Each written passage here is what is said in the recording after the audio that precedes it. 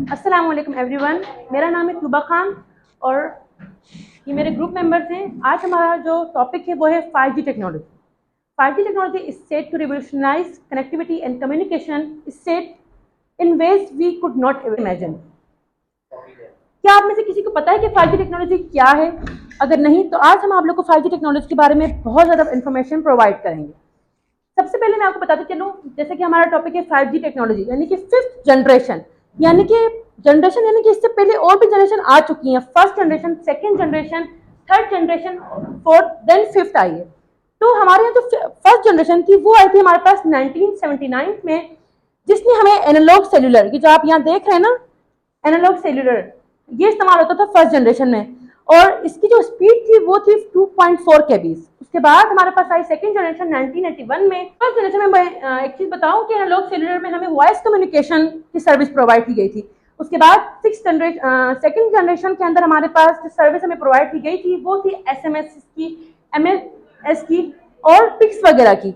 उसके बाद जब थर्ड जनरेशन आई वो आई हमारे पास 1991 में, जिसमें हमारे पास डेटा इंटरनेट की सहूलत मुहैया की गई हमें, जिसमें हम वीडियो कॉल्स कर सकते थे। हमारे पास जो प्रदेश में हमारे जो रिलेटिव्स होते हैं उनसे हम कनेक्ट कर सकते हैं अपने आप को, उनसे हम बात कर सकते थे।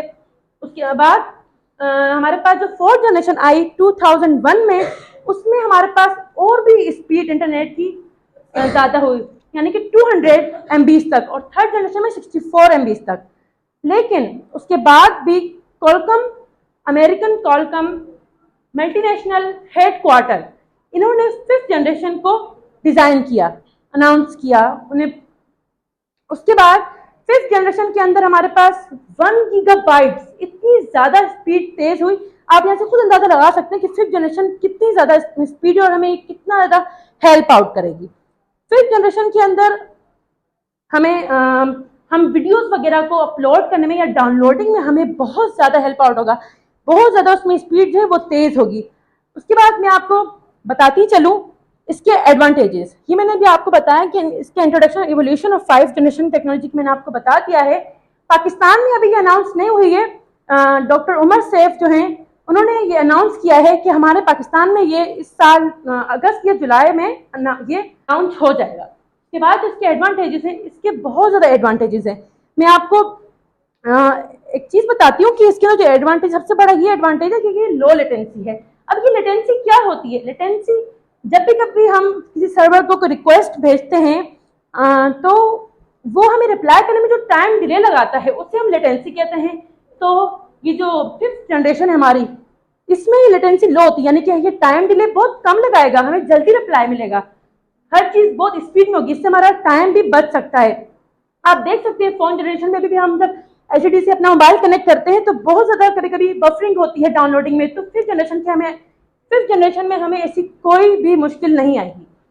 अगर मैं आपको एक मिसाल देती हूँ, ये जो लेटेंसी है तो फोर्थ जनरेशन में हमें 200 मिलीसेकंड इतना टाइम लगता है, मगर फिफ्थ जनरेशन के अंदर हमें 1 मिलीसेकंड का टाइम लगता है। तो आप यहाँ से अंदाजा लगा सकते हैं कि कितनी ज्यादा बड़ा फर्क है और ये कितनी ज्यादा अच्छा है फोर्थ जनरेशन से।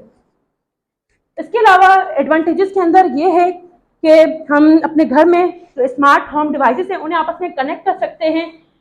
ये क्योंकि ये सैटेलाइट से कनेक्ट होता है, ये हमें क्लाउड कंप्यूटिंग के अंदर इंटरनेट ऑफ थिंग्स, यानी कि हमारे घर में जो ये आजकल ये जो सारे डिवाइस हैं इसे आपस में कनेक्ट करेगा।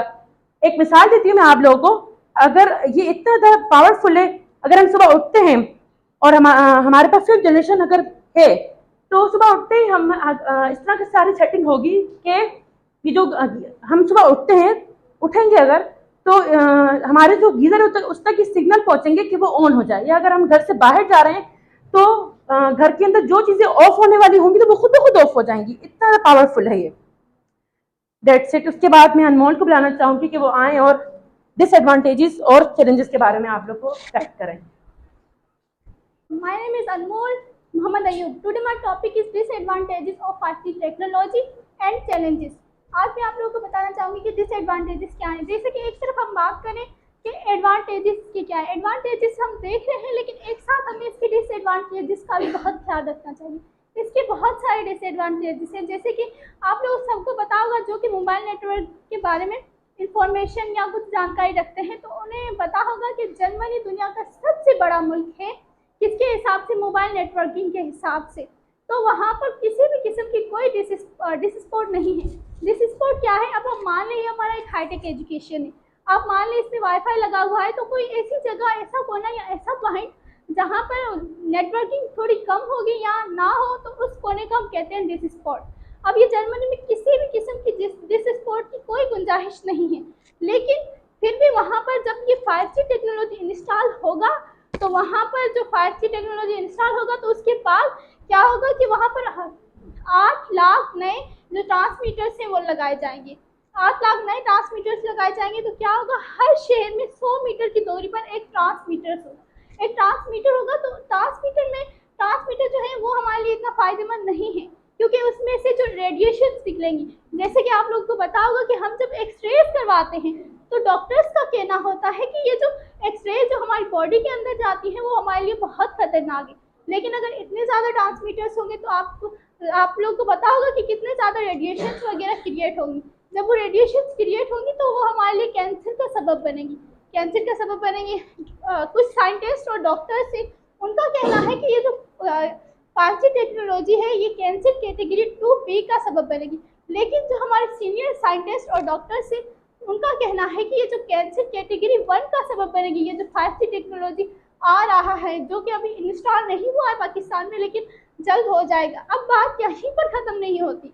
अभी अगर हम बात करें कि 2011 में क्या हुआ, 2011 में इन्होंने ये बताया कि क्या क्या हो सकता है, क्या इसके एडवांटेजेस हैं और डिसएडवांटेजेस हैं। लेकिन 2018 के लास्ट में इन्होंने क्या किया, इन्होंने एक हॉलैंड का टेस्ट करवाया जिसमें कुछ बर्ड्स थे जो कि आसमान से ज़मीन पर गिरे थे। तो उन बर्ड्स में से पता चला कि 199 बर्ड्स थे टोटल। वो भी कोई बर्ड्स जो थे वो छोटे परिंदे नहीं थे, काफ़ी बड़े परिंदे थे। तो वहाँ से हमें पता चला कि उनमें से जो पहला परिंदा था वो 1 वीक के बाद उसकी तो डेथ हो गई, लेकिन बाकी जो 100 परिंदे थे आहिस्ता आहिस्ता करके उनकी भी डेथ हो गई। बाकी जो 99 बच्चे, क्या क्या गारंटी है कि वो भी सेफ थे? वो भी सेफ नहीं थे। उनमें से कुछ जो परिंदे ऐसे थे जिनका दिमागी तवज़ुन, जिस्मानी तवज़ुन और रूहानी तवज़ुन भी सही नहीं था। लेकिन उनमें से जो आप मान लें 10 या 12 परिंदे थे जो कि सही थे। यानी इसमें से हमें ये पता चलता है कि ये जो दुनिया में जो 100% लोग हैं उसमें से 75% लोग तो कैंसर में मुब्तला होंगे। बाकी जो 25 है वो कुछ रूहानी, कुछ जिस्मानी और कुछ दिमागी तौर पर भी मुब्तला होंगे, और बाकी आप मान लें 10% या 10% जो है वो सेव होंगे कुछ लोग। और अब मैं आप लोगों को बताना चाहूँगी कि इसके चैलेंजेस क्या हैं। जैसे कि हम चैलेंजेस की बात करें, वेस्ट ऑफ जनरेशन, ये जो अभी हम मोबाइल्स, लैपटॉप्स वगैरह चला रहे हैं, ये सारी चीज़ें तो वेस्ट हो जाएंगी। 5G टेक्नोलॉजी के आते ही हमें ये सारी चीज़ें नहीं लेनी पड़ेगी, और इसमें क्या होगा कि फाइनेंशियल बहुत ज़्यादा नुकसान होगा, जो कि कुछ पुअर लोग वगैरह हैं वो अफोर्ड नहीं कर सकेंगे। Thank you. तो दैट्स इट यहाँ पे। तो अब मैं आपको बताऊंगी 5G टेक्नोलॉजी का कंक्लूजन के बारे में। इसमें 5G टेक्नोलॉजी एक ट्रांसफॉर्मेटिव और रेवोल्यूशनरी स्टेप है जो कम्युनिकेशन और कनेक्टिविटी को रीडिफाइन कर रहा है। इसकी फास्टर स्पीड, लो लेटेंसी और इन्हेंस कनेक्टिविटी के साथ 5G यूजर्स को इमर्सिव एक्सपीरियंस, एडवांस एप्लीकेशन और इनोवेटिव सर्विसेज का आदी बनाता है। लेकिन इसके साथ साथ 5G टेक्नोलॉजी के बनने में काफ़ी चैलेंजेस हैं और कंसर्न्स भी हैं, जैसे कि इंफ्रास्ट्रक्चर डेवलपमेंट, हेल्थ इश्यूज और सिक्योरिटी रिस्क।